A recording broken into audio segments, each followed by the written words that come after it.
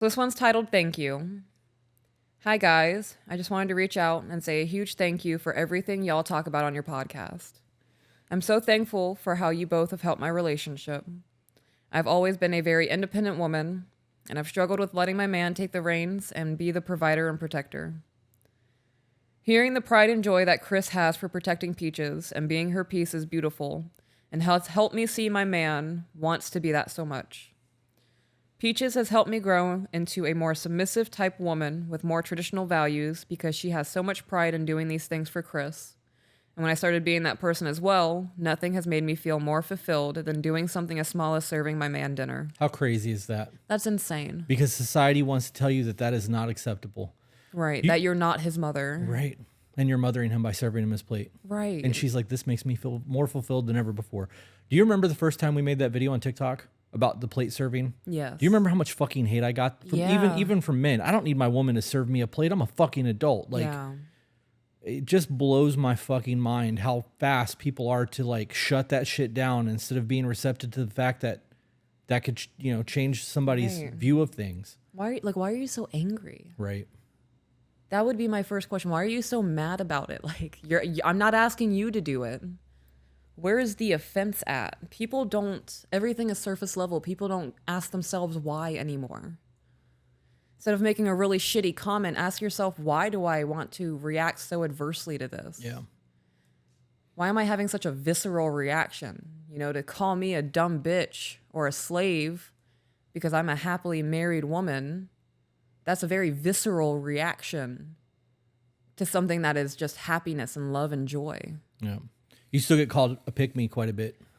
Oh, yeah, I do. That makes me laugh so much. Yep, you got called that this morning on the Taking the Boots Off video that we posted. Really? Yep, somebody's like, she sure sounds like a pick-me. I'm like, well, she was picked and she's married and her life is dope as fuck, so I'm assuming she won that one. Yeah. It takes everything I have not to belittle those people. Especially if I can see their videos. Right. Because then I got some information on them. Like, right. Let's go, bitch. You want to play that game? Let's start throwing stones, buddy. Yeah.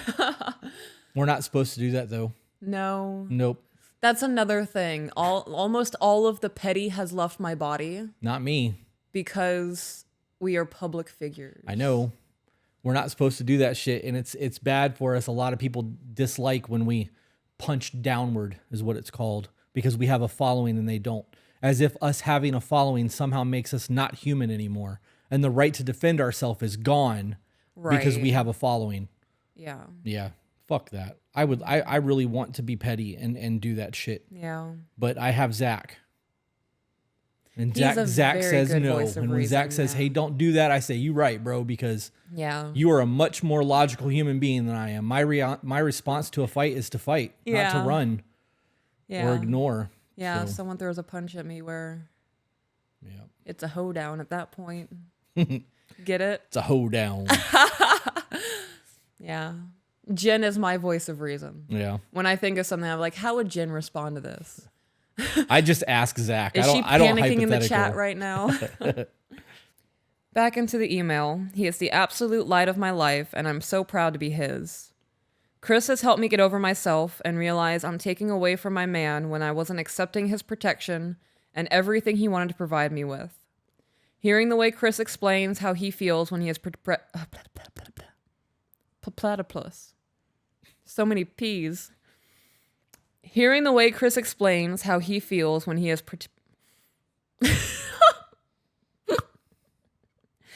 when he is protecting or providing for his wife made me actually feel bad for my man because I was too stubborn to let him do those things for me. It is a very, very, very rare phenomena for a woman to take a step back and not only admit that her actions may have been wrong in the situation, but to also say, I was the one causing the pain to my man. Good for you. A lot of women want their men's emotions until it comes to something that they did that caused a negative emotion. Of course, because then they're the problem. Right. It's never me. I'm perfect. Yeah. I think it's important to remember in that too, that men don't want super masculine women. No, they don't. Right. If they wanted to have Bob the Builder, they would be with Bob the Builder. Yep. Not saying you can't be a woman who's crafty. You can be a construction woman while still having feminine traits about you and not being combative and challenging with your man and Yep. you're going to call me daddy. No, that's not how this is going to work. There are beta males out there who are about that life. Yeah, I mean, if that's what you're about, then dope. Traditional men are not, though. Right. I would say most traditional men. Vast majority of men are not. Yeah. Broad categorization there, so no one's feelings are hurt. People's feelings will still be hurt. No, they'll be okay. Here, kiss the Band-Aid. Since I've switched my mindset and started taking more of the submissive and traditional roles, we have never been happier, and I can't thank you two enough for the wise words you have shared. So from the bottom of my heart, thank you. I'm sure you get plenty of emails telling you this, but I felt it would be a disservice if I didn't share my feelings. Keep doing what you're doing, because as long as I'm around, you'll have at least one fan. I love that. Thank you for the support. Yeah. The shit means a lot. It really does. I love thank you emails. Yep, the shit means a lot. Would you keep doing this for just one fan? I don't know. I gotta be honest, there's a part of me that doesn't want to do this now. Elaborate. This is a lot. It is a lot. It's draining, right? And it's Yeah. not a 2-hour episode. No. It's a 15-hour process for a 2-hour episode. The podcast is now our life. Right. And it's full time, and it's live streams and trying to find guests and trying to find sponsors and dealing with iHeartRadio and all of the things that we have to do behind the scenes that no one else sees. It's Right. time consuming as fuck. And networking and building relationships. Right. And There is a reward in all of this, knowing that we are helping people. Mm-hmm. And I think that's what makes me want to keep doing it. I also think that this is what we're being called to do by God. So like, if I have to be tired, I mean, I'm not being beaten. right. You know what I mean? Like, if this is my servitude to God, because this is what needs to be happening, and that's truly what I believe, it could be so much fucking worse. Yeah. I can keep reinforcing my mental walls. Right. So I don't know. It's difficult. There are times where I just don't want to do this shit. No, And I get it. And it's not like a fuck them. It's just, I don't know if I'm built for this. right. Like today, it would be nice to just not work today. Yeah. And it's not an option. It's not. It's 7 days a week. And even on days where we have the kids and we go do shit, we're working before and after. Yeah. I don't know. And I'm not complaining about the workload. The workload doesn't bother me. It's the mental toll, the emotional toll that it takes on me because of what we're doing. Yeah. I view this as you verbally processing. Yeah. Yeah. Well, I don't want them to think that I hate what we do. I love this shit. Right. We're verbally processing right now. Right. But to be dishonest and say that it's not Taxing. taxing would be bullshit. It is taxing. And like, we'll read emails and I'll get upset while we're reading the emails, or I'll get passionate or even angry. And then I have to watch the episode all over again to edit it. And then Get angry again. and then I have to live that all over again. And then I have to go live on the premiere And watch it again. and watch it and have conversation who's now with people who are now also getting angry by it. Right. So I have 3 times the amount of fuck this going on. I don't know. I would probably do this even if we didn't have anyone. As long as the emails were coming in, I would probably continue to do this. I agree. Because there's people who need it. Right. So And it like past all of the surface level, oh my God, I can't believe you would say that, or I can't believe you would have that person on your podcast. I'm so offended right now. Like, we are saving people's marriages. Yeah. We, quotations, we are not. The information we are giving it is you guys implementing the information and actually using the tools that is saving your marriages. And you guys are choosing to save your own lives, and knowing that we are kind of like the forefront of that, right? That's dope. Knowing that we can give the thoughts and the opinions and the different perspectives and like, hey, have you thought about this? And it's actually changing minds for the better. yeah. Yeah.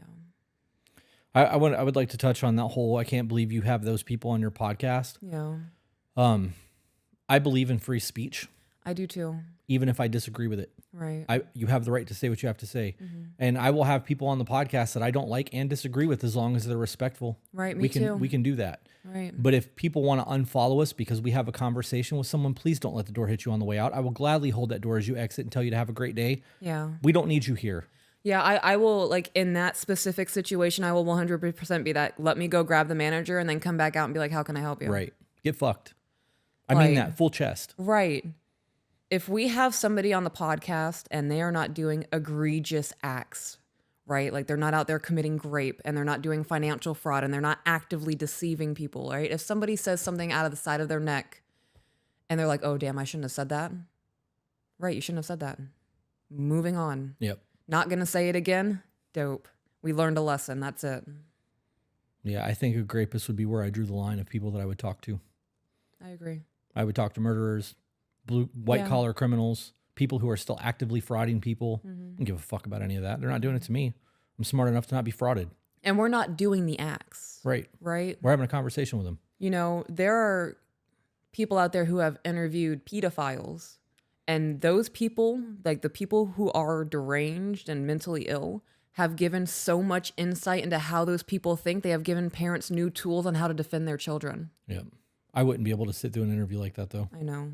I don't think I would be able to either. Like the people who can, thank you for doing it, because now as a mom, I am more equipped to know what to look for. Yeah. It's hard to sit through those interviews and listen to those people talk. If you are blind to what's happening, it can 100% come into your home. All right, let's see if I can find these emails. Hey guys, if you enjoyed that, found it entertaining, funny, or even learned something you didn't know before, share it. And if you're not subscribed, why aren't you? And for those of you who want to support us, get access to exclusive content and live streams, we do have a Patreon. All the links are in the description.